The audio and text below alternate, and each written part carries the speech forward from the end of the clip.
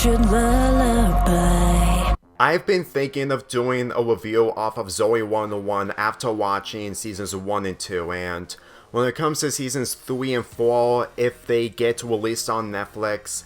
I may have second thoughts on watching them, considering that due to the behind the scenes situations involving one of the actors. I'm going to address that onto why that I feel like that the following seasons won't be interesting to me. But let's get into the plot of the 20th year anniversary of Spring Breakup. The premise is that the main cast are going to Santa Barbara to do a new reality show called Gender Defenders, while the boys face off the girls in competitions. They receive tech mates, which are smartphones, and this gave Chase the opportunity to send his feelings towards Zoey instead of talking to her face to face. But unfortunately, he accidentally sent that text message to Zoey, and he needs to find ways to get her tech mate away from her while deleting the text message. Watching this special from beginning to end, it was honestly an experience that really made me understand onto why people enjoy Zoey 101, with it being a different style of television making in comparison to Drake and Josh, iCarly, and the other Dan Schneider shows. And just to point this out, the fact that you think that Dan Schneider is a terrible writer when it comes to romance from his other shows, well, except Drake and Josh when it comes to Josh and Mindy, I can't believe I'm actually saying this, but he actually did a good job on writing the romance between Zoey and Chase in this show. Since I barely watched Zoey 101 while only remembering a couple of moments from this show, truth be told, thinking about the laugh track shows, specifically iCarly, Victorious, and you name it, you can really tell that those are the type of shows that do take themselves seriously, and when it comes to the drama, but in comparison to this show, well, there's no laugh track whatsoever, and the characters aren't fully mean-spirited. You will always get the impression that with the dedication that this show has in comparison to the other Dan Schneider shows, honestly, I will think that Dan Schneider is fully capable of handling a romance story, knowing full well that he really knew how to handle the romance between Zoey and Chase in this. Granted, it doesn't make up for the terrible things that he did, which we're gonna get to later. But truth be told, witnessing Zoey and Chase in this special, especially the battle, which is the final round of Gender Defenders, he actually knew how to make this work out in some of the capacity, to the point that the ending of the special itself just shows to me that he just isn't capable of doing this again when it comes to the other romances in other shows, with the most being the best, the pairing between Carly and Freddie from iCarly. And when this seeing Zoey's character in this special, while experiencing her character in previous episodes, since that she is nicer compared to the other female leads, I always get the impression that Jimmy Lynn Spears, really thinking about that actor being the daughter of Britney Spears, there's so much going on when it comes to her sister's life, which I'm not gonna get into, and when it comes to her life, especially coming back to Nickelodeon, after what they did to her sister in the iCarly episode, I Fix a Pop Star, there's so much going on when it comes to Dan Schneider's relationship with the Spears family that he really has bad communication skills, and the fact that he honestly thinks that him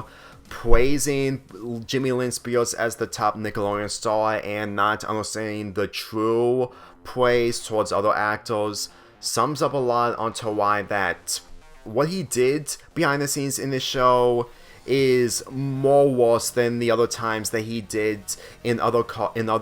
of his shows, if you want to ignore the disgusting allegations. So all I can say is that her performance in this episode when it comes to doing the challenges and her reaction when she finds out that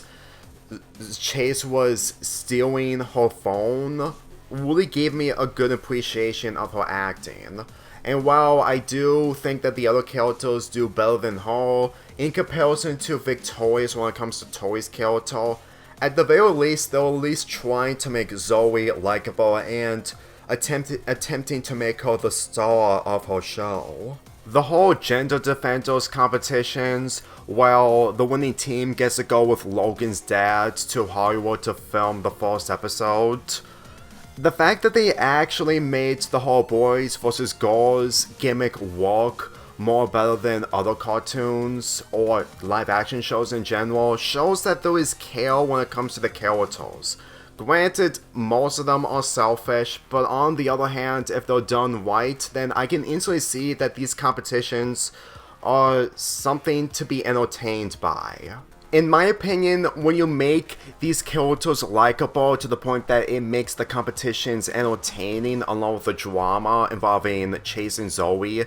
then I can really appreciate the interactions involving these characters when they're done in a way where it doesn't make you uncomfortable. Well, aside from that one competition where they had to turn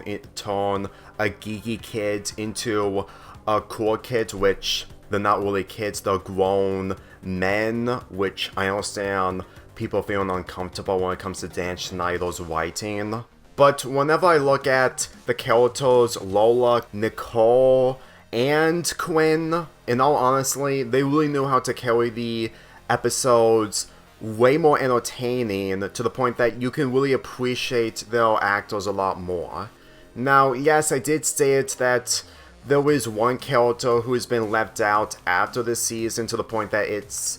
too difficult for me to look into the other characters the same way, but that's mainly the fact that the behind the scenes got in the way. But before we get to that, let's get into the final challenge, the jousting on podiums. Well, Zoey and Chase need to face each other on a podium, which is in a swimming pool, and the person that knocks out the opponent 2 more times is declared the winner of the final challenge. With how this special builds up the relationship between Chase and Zoey, along with Chase's feelings towards Zoey, along with Zoey finding out that Chase stole her tech mate, this really feels like a battle that feels like a battle but doesn't try too hard to be a battle. Even though I don't usually say that when it comes to shows like these, but with how different Zoey 101 is compared to other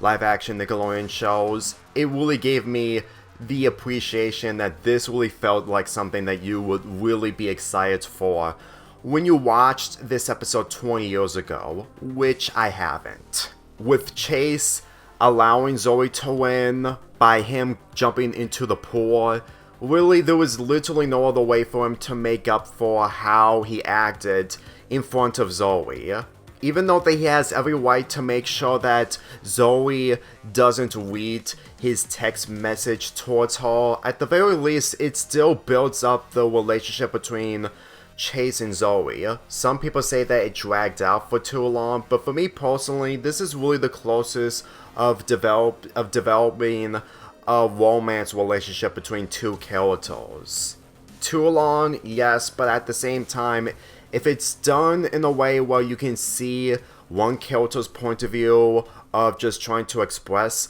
their feelings towards someone and they can't let it out, it really makes Chase the most relatable character when it comes to these teen drama shows. Even though that you can make debates that the drama involving the other Dan Schneider shows are superior, the way I see it, when the characters aren't hateable and the fact that you are willing to admire how they act towards each other, it really makes me understand as to why Zoey 101 is a comfort show towards people who enjoy Nickelodeon live-action shows. Not to mention that Chase was about to send his message to Zoey that he loves her, but unfortunately Zoey left behind his tech mate, and once it was vibrating, it landed inside of the fountain, causing it to break due to it not being waterproof. But then again, nothing is waterproof back in 2006. And I really enjoyed this ending a lot more when it comes to how they built up this relationship in the following season. But let's get into the reason onto why I have second thoughts of heading into seasons 3 and 4. This is the last produced material that has Alexa Nicholas, the actor who played Nicole, and it's mainly due to the fact that she's been mistreated miserably behind the scenes, and the information of Britney Spears lashing out, which leads to her breaking down in tears. And when it comes to Alexis's mother, who is farther away from the room filled with people who want nothing to do with Alexis, including Dan Schneider, and just insults her, this is probably where I have second thoughts on heading into the following seasons of this show. I enjoyed Nicole to the point that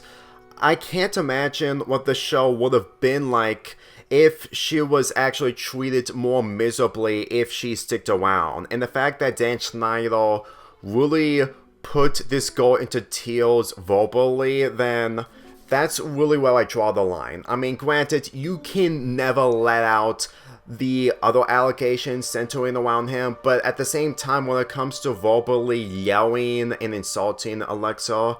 that just shows that you basically waste the potential of her character in the following 2 seasons. And I really found that her character had more appreciation, and I can totally understand onto why people didn't like Zoey from Victorious when it comes to Victoria Justice played her.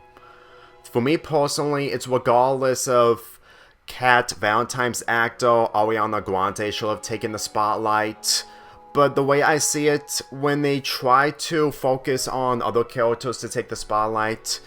it kind of sums up onto why that they're focusing on other characters in other shows without making the same mistake like they did in these shows. It may be true or not, but the way I see it, it's probably true. That's really the issue that I have from this show when it comes to the behind the scenes aspect. All I can say is that when it comes to Zoey's brother Justin, who took a sip of Queen's experiment, honestly, the fact that they managed to make a kid's character cute in comparison to other kids' characters in other Dan Schneider shows, honestly, this is pretty much the only first and only time that they managed to make a kid's character likable. In comparison to Megan from Drake and Josh, despite the fact that she is an icon just for different reasons. And granted, Dustin isn't really an icon from how he's portrayed in comparison to Megan, but at the same time, it's basically his character indifferent in comparison to Megan. So all in all, I enjoy this special, especially that it finally reached its 20th anniversary today. But when it comes to reviewing potential Zoey 101 episodes, it's still debatable. I am thinking about reviewing the Halloween episode if I'm going to do Halloween videos in October of this year. But when it comes to anything else, especially seasons 3 and 4, it's gonna be debatable if I'm actually curious on watching more of this show after the whole situation involving Alexa Nicholas. My investment towards this show will be up for my own debate depending on how I feel of being interested into season 3 and 4, but at the same time, this show is going to be indifferent in comparison to my investment of the other Dan Schneider shows, knowing how different and unique this show is. Like I said, a new fan being into these old shows, you have to start somewhere. I'm giving Spring Breakup an 8.25 out of 10.